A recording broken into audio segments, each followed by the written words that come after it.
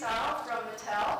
He is the VP of Emerging Technologies and Strategic Partnerships, and I visited Mattel's design studios the other day, and was really in awe of many of the new designs that are coming up. So here, why don't you come on up here, and we're going to do a tech chat together. So let's welcome Larry to the stage.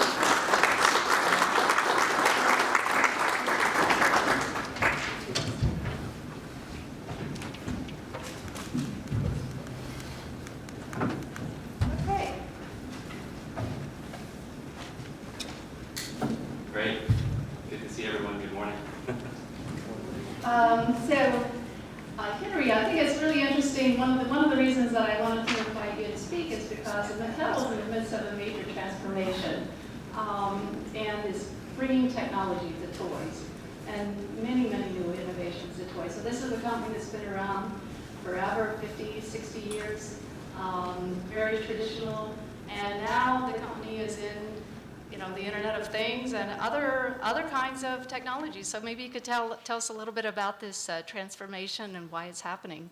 Sure. If you guys don't know, Mattel is the world's largest toy company. Manufactures physical products globally and probably distributed in about 170 plus countries with offices in 50 plus locations.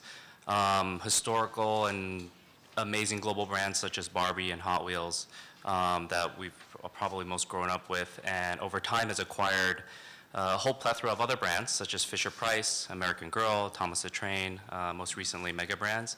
And it's a play company at heart. I think we create products that elicit play, and over time we've acquired all these amazing brands. And as we've looked at the consumer base going forward and the evolution of technology and the expectations of consumers, we're at this incredible moment in time where technology plays a huge role in a child's development, in parenting, and also in play. And so for us as a company, as we look forward, obviously we want to be able to capture that benefit and bring higher benefit to that, meaning with the ability to provide connectivity and create a relationship with a consumer at a level that you can never do before. We can now provide deeper insights, more features, more functionality, and purpose ultimately behind our play. And so a little bit of history about Mattel. It's been around 70 plus years, global company, tons of great brands, amazing people, and really was a startup. It started in a garage. If you read the history, it's like a tech company. In Hawthorne, California, it was titled Mattel Creations, and Elliot and Ruth Handler created the company, launched with the Barbie doll, and then ultimately created Hot Wheels and did a huge partnership with Disney and did the first sort of TV commercial advertising for toys and a ton of innovations along the way. And which really paved the way, a foundation for where we are today. And as any company with a long history, it's had its sort of hurdles and bumps and bruises here and there. And one to notably mention is in 2000, around 2000, Mattel purchased a company called The Learning Company. And I don't know if you guys watch Shark Tank, but Mr. Wonderful was the founder, owner of that company. Now, that was at the height of the dot-com boom. And we paid a lot of money, $3.5 billion for that business. Ultimately, with the dot-com crash and how the company performed, it was not a really good investment. It was a bad investment, actually, and ended up hurting the company quite a bit. We sold the company a year later. It's all public, and really, I think it put us in a position to rebuild. So we spent from 2001 to 2009 really rebuilding our base business around toys, and it was still a big business, but it required I think some focus and concentration. And then the other thing that happened was it really scarred us, I think, in the technology space, and that scar was really deep. And I think that lasted until about 2009, sort of after the advent of the iPhone, and as we were watching consumer behavior change, we realized can't really stay out of the technology game. It's evolving so rapidly around us. Yeah. We have to figure out how to play the game a little bit differently, and that's where we started thinking about, look, let's get deeper into the community. Let's be, evangelists within the community. Let's really build momentum through and within the community, and think about not just building or buying, but partnerships as a way to accelerate that strategy. Right, and that's about the time that you came into the company, is that right? Yes, yeah. So I joined in 2009 and really was a part of that movement to drive digital throughout our business. And it's hard for a traditional CPG company to innovate and transform. And I'll say the first 2-3 years were really about just building the infrastructure, the plumbing required to operate a business like that's digitized or in the internet space. Right, so how large is your team today? Right now, we have about 8 people. This group that I'm in is formally titled Strategic Development and M&A, and not sure what that means, but it means we focus on the future and business development and really looking at Mattel, where Mattel should be in 2 to 3, 4 years, and trying to start activating and building that today.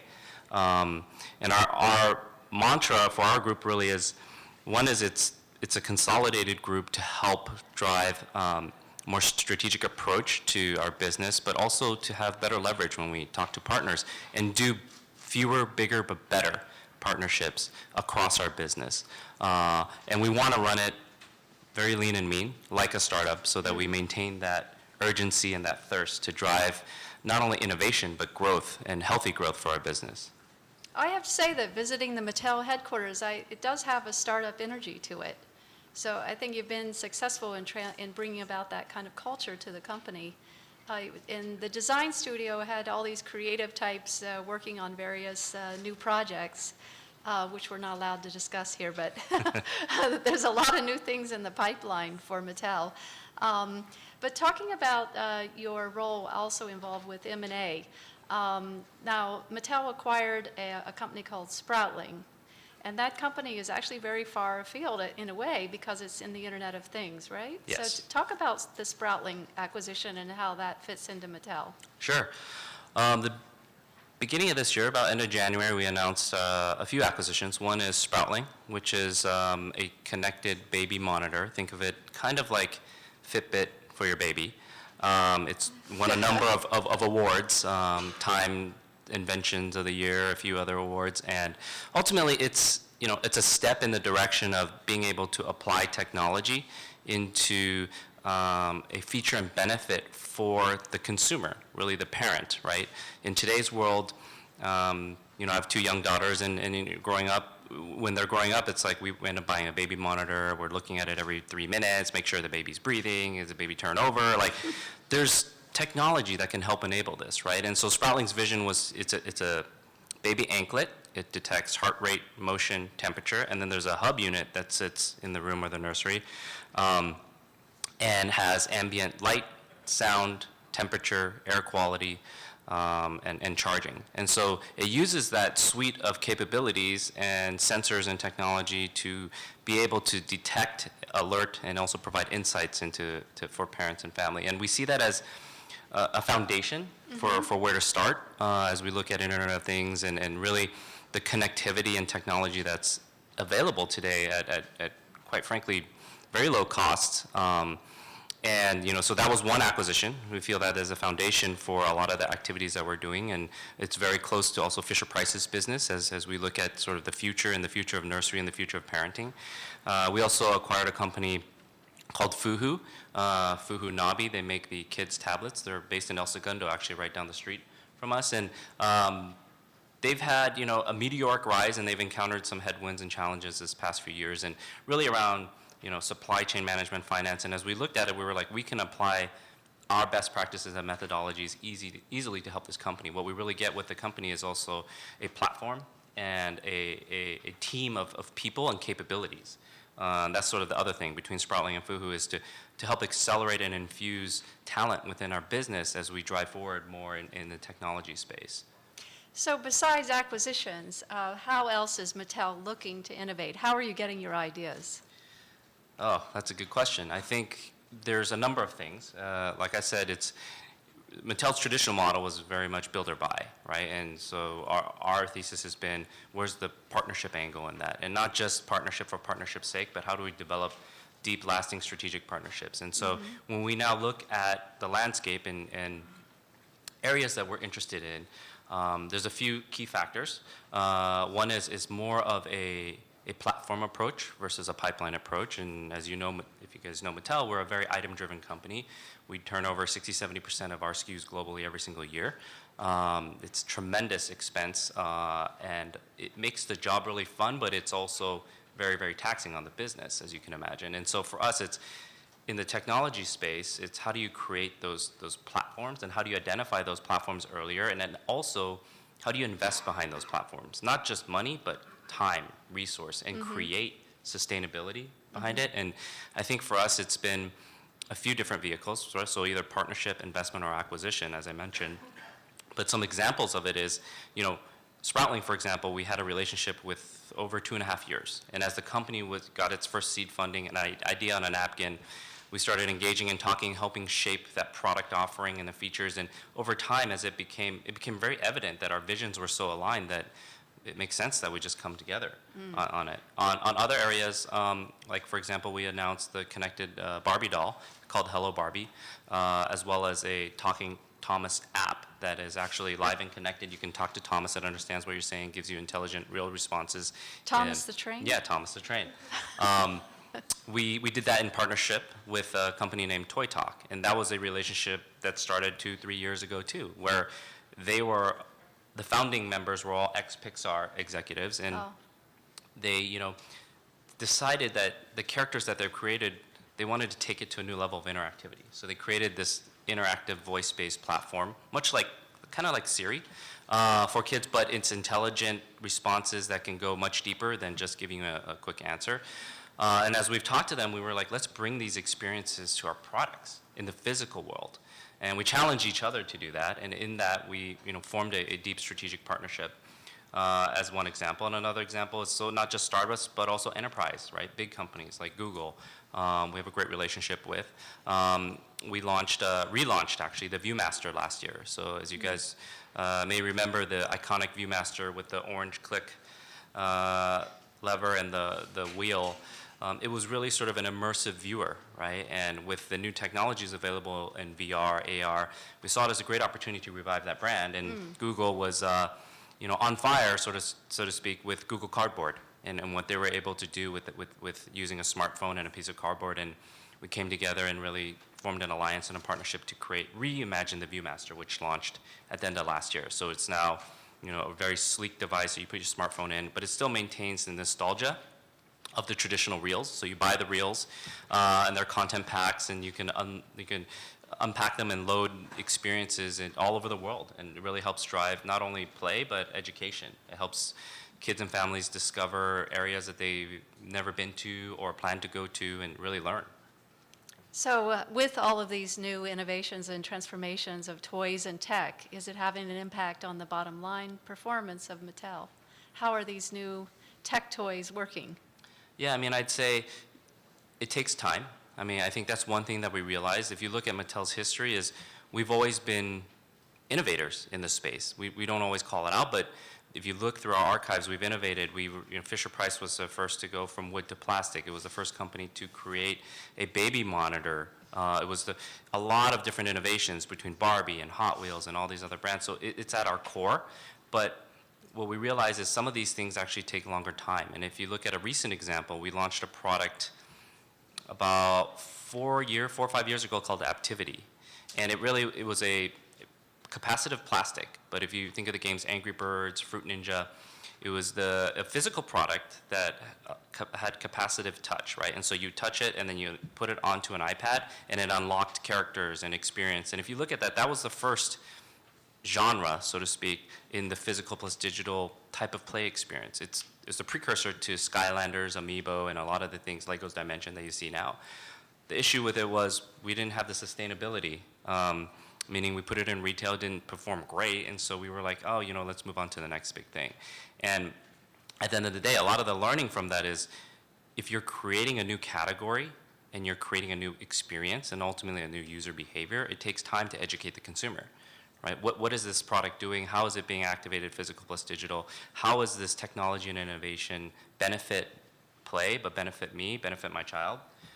So it takes time to build that. And for us, we're starting to see the impact of these new products, which have been great, I think, to help our bottom line. But it's still, honestly, very small compared to our core business. Our core business is the Barbie, Ken, Hot Wheels, you know, Matchbox cars that you see, Polly Pocket. That is still the bread and butter of our company. But we do realize that over time, we need to make these investments and we need to build the platforms of the future that ultimately what kids are expecting. I mean, look at Pokemon Go, right? Like, Yeah, I was going to ask you about what you're doing in that space, too. It's great. I mean, like, people look at it, yeah, it's a competing brand, but it's opening that world up to the masses and helping everyone understand the pros and cons, but ultimately the experience of VR, AR. And for us, Viewmaster is one of those platforms that we have not only the product, but we have the authenticity, the right to be in that space, because that's how it was born. So is VR coming to Viewmaster, or is it already there? It's already there. I think we are looking at blending VR with AR, and then figuring out how that experience is, and ultimately also being mindful that it is a child. It's age graded 7+, so it is a kid that's experiencing that. So how do you provide the benefits, but also ensure that it's a safe, approved experience? And that's actually a lot of the work that we do as a company is making sure that everything runs through a rigorous play lab testing process, as well as all the associated approvals ×2 with all the regulations and compliance and product integrity requirements. And so one of the things that for example, that Viewmaster that we call out is it doesn't have a strap. That was by design because we wanted to be able to release bite-sized chunks of content.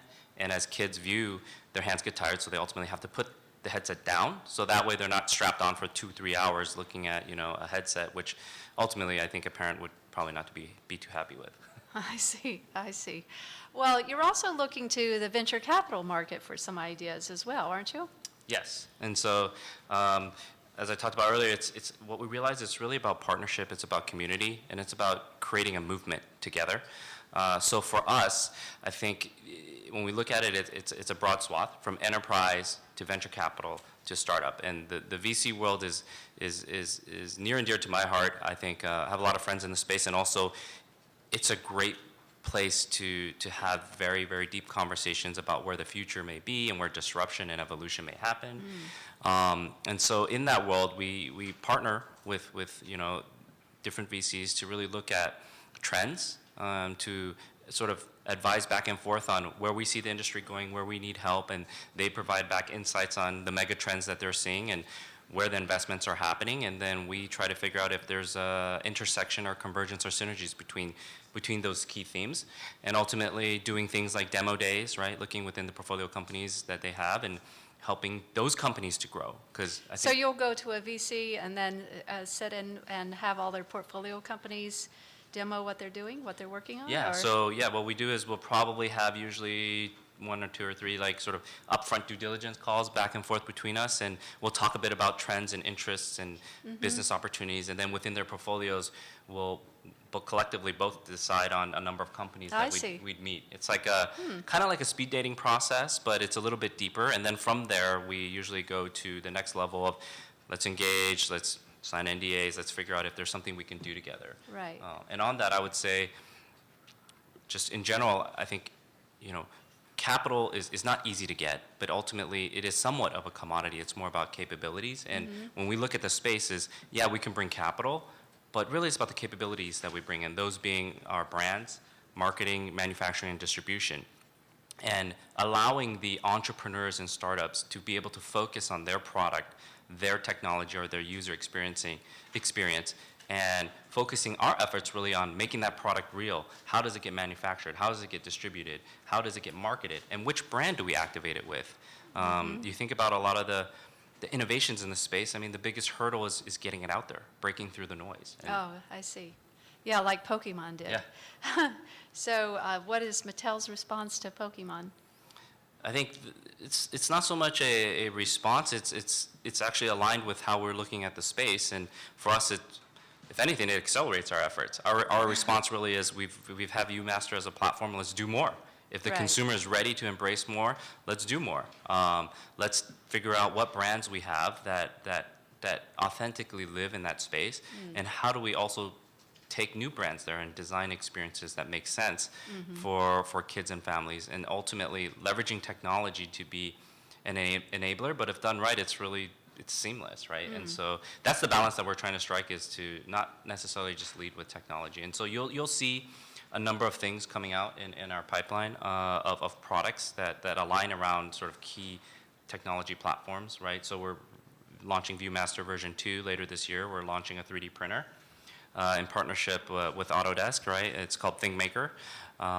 We are also, working on a few other things around robotics and coding for kids and drones and all that good stuff. Wow, that's great. So looking out on the horizon, what is the next big thing for Mattel? Is it continuing doing what you're doing with VR and 3D printing, or is there something else on the horizon that's out there you think might have an impact on your business? I think the efforts that we have underway will have a very good impact on our business as we continue to build momentum behind those products and ultimately build out the platform.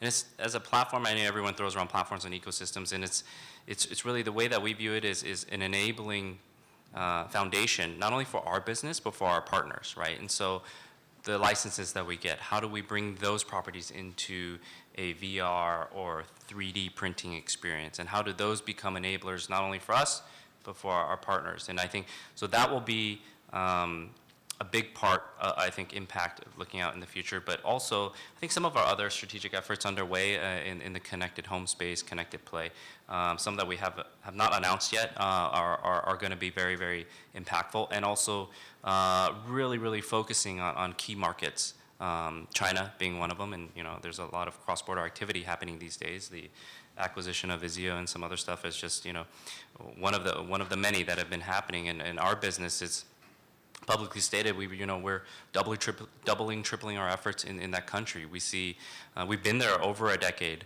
and have a very healthy business, but it's also very traditional, through traditional retail channels with traditional products. And we see an acceleration and a focus on that market to create not only a step change in our business for China, but ultimately a playbook for a lot of the new markets. And some of the stuff going on in that area are, really focusing on creating China as a second home, creating a design and development practice in country to be able to design products that are more focused on that consumer. The footprint of a home is different. Expectations of a consumer are different. You can't just cut and paste or just rinse and repeat. You really need to design for that use case, right? And it is a country that's obviously leapfrogging in terms of innovation and pace. And for us, it's about finding the best and the right partners in that country to activate. And a lot of them have to do with the internet giants and internet businesses there. They are the gateways to the consumer's life. So how do we work with those companies to create not only products that we do today better, but new products in that market, for that market? So are you working with the Baidus, Alibabas, Tencents of the world, of China? Companies of those nature, yes. Yeah. Of those nature. We were talking with very heavily, and I think it's an amazing time, because it's very actually similar to trends that we're seeing over on our side in the U.S. around major tech companies getting into the kids and family space and really investing heavily there, because it's not rocket science, but you really sort of, there's the conquered territory in the parent-adult space, and then as you look at growth, kids and family is a huge opportunity for growth for all of those companies. And how do you get in earlier? How do you entrench earlier? And then how do you build a brand earlier within kids and family space? And that becomes ultimately a platform that extends into their adult life, right? And so we're actually seeing a huge trend in that movement between content, between product, between services. So it's a good time, I think, in the industry for this evolution. So Mattel already has one research lab in China, in Shenzhen. Are you going to be opening a second one? Yep. I think we opened up a research lab a few years ago, and that's gone very well. And as we're focusing on the country and really growing that market, it's been how do we get deeper? How do we learn more, right? And I think we are going to open up a second one. Location is, as of right now, it's potentially Shanghai, but still TBD. It will open next year. Is what our discussions have been, and that's really to, again, deepen engagement, drive insights, build research, build for the market, and ultimately it becomes a resource that our partners have access to. I mean, if you work with us, you're going to have the level, the depth of insight and the level of research that you're not going to get with anybody else, and an understanding of a marketplace that, I think is very unique in itself.